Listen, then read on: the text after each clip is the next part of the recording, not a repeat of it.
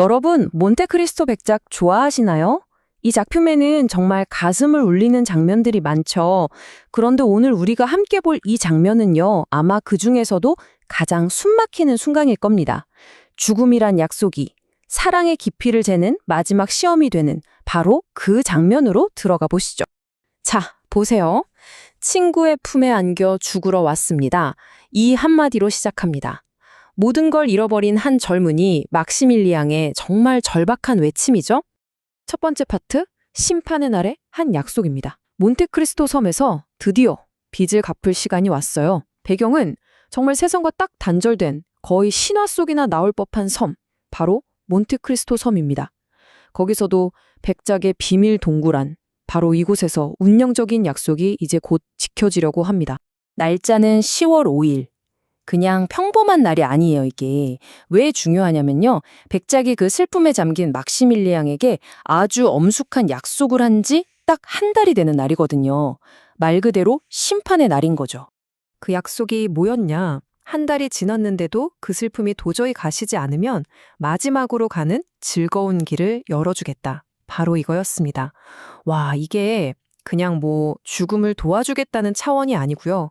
친구와 친구 사이에 맺어진 정말 비극적인 맹세가 실현되는 순간인 겁니다. 자, 이제 두 번째 파트, 진정한 사랑의 시험입니다. 절망과 희망이 그야말로 팽팽하게 맞서는 논쟁이 펼쳐지죠. 백작이 그냥 약속을 지키는 게 아니에요. 그 전에 막시밀리앙의 고통이 진짜인지, 그리고 그의 사랑이 과연 죽음까지 감수할 만큼 깊은 건지 마지막으로 테스트를 시작합니다. 두 사람의 생각이 여기서 정말 정면으로 부딪힙니다. 막시밀리앙은 내 마지막 순간에 미소 지어줄 강인한 정신이 필요해요 라고 말하죠. 죽음이 곧 해방이라는 거예요. 반면에 백작은 슬픔이 큰 건 알겠지만 그렇다고 영혼까지 걸고 싶진 않은가 고군 하면서 삶의 신성함, 영혼의 무게 이런 걸 이야기하면서 어떻게든 그의 마음을 돌려보려고 합니다. 하지만 막시밀리앙 보세요. 전혀 흔들리지가 않아요.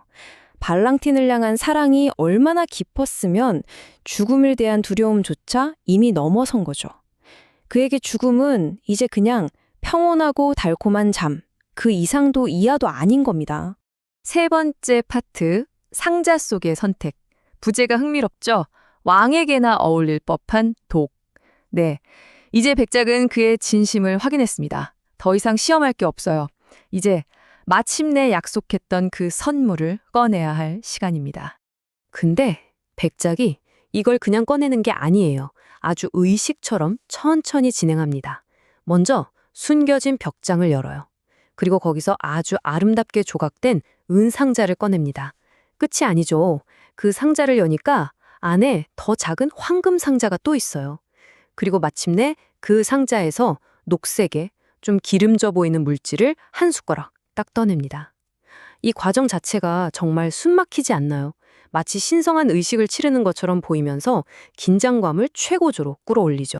그리고는 막시밀리앙의 눈을 정말 똑바로 쳐다보면서 마지막으로 한 번 더 그의 결심을 확인하듯이 이렇게 말합니다.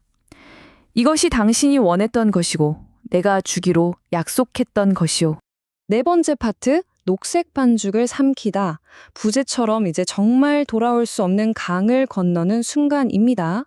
근데 막시밀리앙은요, 이걸 두려워하는 게 아니라 오히려 감사와 사랑으로 받아들입니다.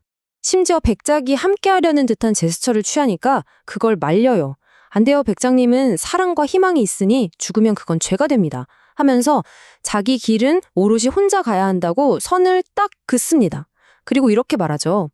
가서 발랑틴에게 당신이 저를 위해 해준 일을 이야기하겠습니다. 라고요.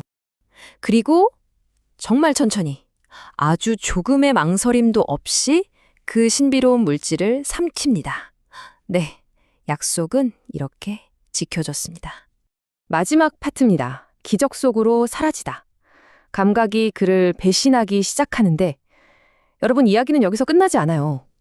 지금부터 우리는 막시밀리앙의 점점 희미해져가는 그 의식을 따라가면서 죽음이 아니라 사실은 기적으로 향하는 그 마지막 여정을 함께하게 될 겁니다. 그가 약을 삼키고 처음 느낀 건 어떤 육체적인 고통이 아니었어요. 그게 아니라 약효가 퍼지기 시작하면서 갑자기 주체할 수 없는 정말 압도적인 슬픔이 그를 덮치는 겁니다. 거대한 감정의 파도 같은 거죠. 그리고 곧바로 시야가 흐려지기 시작해요. 좀 전까지 선명하게 보였던 동굴 속에 그 화려한 보물들 있잖아요. 그게 점점 형태랑 색을 잃어가면서 마치 추상적인 안개 속으로 스르륵 녹아드는 것처럼 보입니다. 이제 현실의 경계가 완전히 무너져 내리는 거죠. 흐릿한 시야에 갑자기 벽에 없던 문이 생기고 커튼이 열리는 것 같은 그런 환상이 펼쳐집니다. 그의 의식은 이제 꿈인지 현실인지 모를 어떤 미지의 영역으로 빨려 들어가는 겁니다. 그리고 그 죽음의 문턱에서 그가 내뱉은 마지막 말, 이게 공포의 비명이 아니었어요. 오히려 감사였죠. 친구, 이제 죽는 것 같군요. 고맙습니다. 자, 보세요. 막시밀리앙은 이 죽음이라는 선물을 받고 모든 게 끝났다고 믿었겠죠? 하지만 사실 백작에게는요, 이게 모든 것의 시작이었습니다. 이토록 잔인하고 혹독했던 사랑의 시험은 사실 그가 처음부터 계획했던 거대한 기적을 보여주기 위한 마지막 관문이었을 뿐인 거죠. 죽음이 선물이 될 때 그 뒤에 찾아오는 기적은 과연 무엇일까요?